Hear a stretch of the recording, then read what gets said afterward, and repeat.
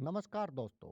आज हम बात करने वाले हैं भारत और अमेरिका के बीच टैरिफ यानी आयात निर्यात टैक्स को लेकर चल रही बड़ी चर्चा की, जिसमें एक बार फिर डोनाल्ड ट्रंप और प्रधानमंत्री नरेंद्र मोदी का नाम सामने आया है। दोस्तों, टैरिफ का सीधा मतलब होता है एक देश दूसरे देश से आने वाले सामान पर कितना टैक्स लगाता है। इसी टैरिफ को लेकर अमेरिका और भारत के बीच समय समय पर बातचीत और मतभेद सामने आते रहे हैं।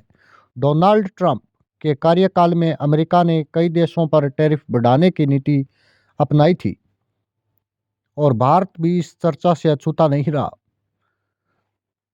ट्रंप का कहना रहा है कि अमेरिका अपने व्यापारिक हितों की रक्षा करेगा।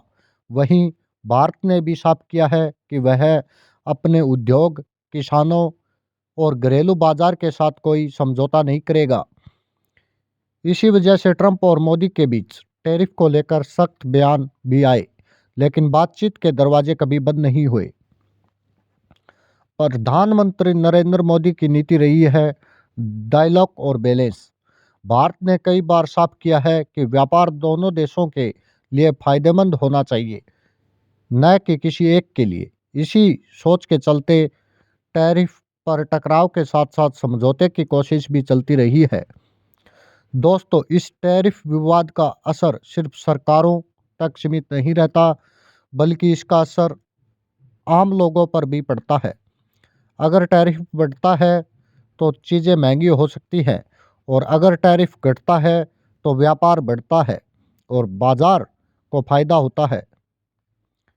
अब बड़ा सवाल यह है कि आने वाले समय में ट्रंप और मोदी की नीतियों का भारत अमेरिका व्यापार पर क्या असर पड़ेगा।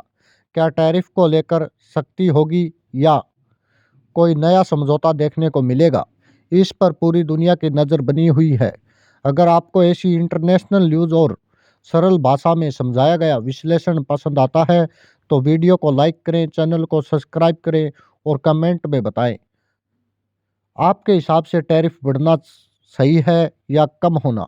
मिलते हैं अगले वीडियो में। धन्यवाद दोस्तों।